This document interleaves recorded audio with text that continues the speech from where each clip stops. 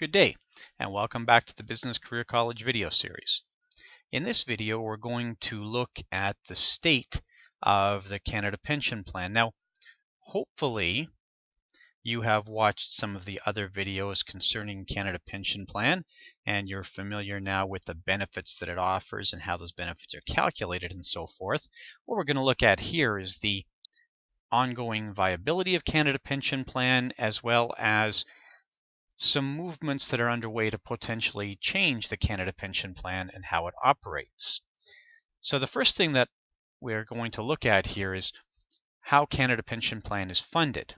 Now, up until 1998, Canada Pension Plan was funded on a pay-as-you-go model, which is still how programs like employment insurance and old age security work. But in 1998, the Canada Pension Plan Investment Board Act was passed. Now, still what we see here is on a short-term basis, when we make contributions to the CPP, which of course are handled by the Canada Revenue Agency, those contributions go into government revenues, and then the federal government pays out benefits through Service Canada. And this works well for the short term. The problem here is that there will come a time, and we're going to see this in a few minutes, when the required benefits outweigh the amount of contributions being received. That probably happens in 2022. We have some good actuarial information to support an estimate of 2022 when the benefits will outweigh the contributions.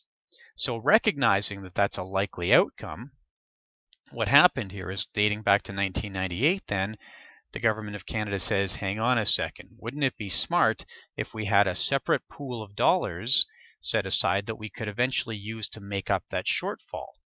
So this is where we see the formulation of the Canada Pension Plan Investment Board, the CPPIB.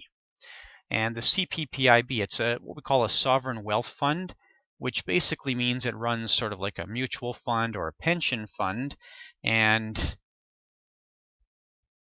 it's a very active investor. All kinds of interesting investments happen under the Canada Pension Plan Investment Board. And what we see then is they take the surplus or the excess contributions. So when this money outweighs this money, the surplus goes to Canada Pension Plan Investment Board, and they take that and they invest it. And the idea here is that with this invested pool of dollars, by the time we get to a point when we need money out of Canada Pension Plan, we can start pulling that money out, but there'll still be so much money in there ideally that we'll continue to see the pool of dollars grow here. And there is some, and I'll show you this in a minute, there is some good actuarial evidence to support that that is the likely outcome. So what we're going to see then is, like we say, this should change in about 2022 when we'll see the benefits paid outweigh the contributions that are required. So let's take a break from this for a moment, and we're going to go look at the Canada Pension Plan Investment Board website, and we'll see that they give us some good evidence to show that in fact we're in pretty good shape with CPP. So this is the landing page for the Canada Pension Plan Investment Board website, and we can see some performance figures, just quick performance figures provided here. Tells us what their investment is currently at, about $220 billion, and what sort of returns they've achieved. We can go and look at this in more detail, and we can see the Canada Pension Plan Investment Board figures. We can see rate of return at 7.1% over the last 10 years, which is pretty good. That overlaps with the 2008 and 2009 market crisis. We can see that Canada's chief actuary, in his 2012 reports, or 2013 report, and you can go read the full report here, has indicated that the plan is sustainable for at least another 75 years. There are some assumptions built into this, but we can see that it's likely to continue growing even through, we can see here in 2022, even through this period where we're going to start to see the benefits outweigh the contributions. And 75 years, that's assuming that it continues to generate returns that are 4.5% in excess of inflation, which is far less than what it has done.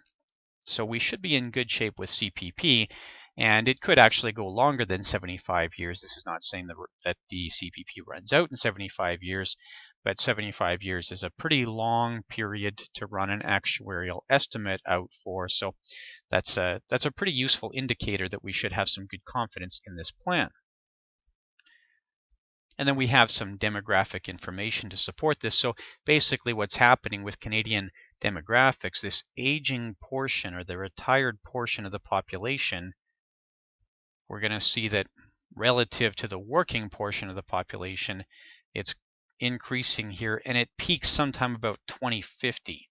So the estimate here is that sometime after 2050, because of the combined effects of immigration and lower birth rates and so forth, that we're going to see by about that time where this aging population sort of peaks out here as a portion of the overall population of the country, and then that drops off so that it becomes a more manageable portion of the population. Now, another thing that we see with Canada Pension Plan today, there are some concerns about whether or not Canadians are actually saving enough for retirement. We haven't seen any meaningful legislative push here, but we do have quite a few provincial governments, and Ontario is a good example of this, which have made a push to expand the CPP. I would suggest it's unlikely under the current Conservative government federally that we're going to see this, but it's something that there has been some push for. So currently what we have is we have a 4.95% contribution rate for CPP and maximum benefits in the neighborhood of about $1,100 a month.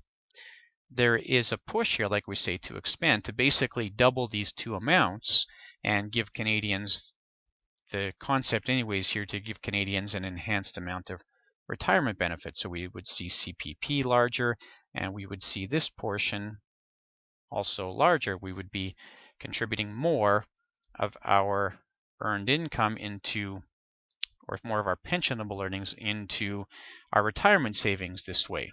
It becomes a form of forced savings, and the idea then is that there would be increased security in retirement. Now, a lot of opposition to this idea comes from small business. So organizations like the Canadian Federation of Independent Business say, well, hang on a second here. If I run a small business with 10 employees, if I have 10 employees currently, each employee, if they earn YMPE or more, each employee is costing me about $2,300 a year into CPP. So that's for 10 employees, that would be $23,000. And now, if you do expand this, as you're indicating you want to do, you're doubling my cost. That's going to bring me up to $46,000. That's $23,000 a year that I don't have to run my business now.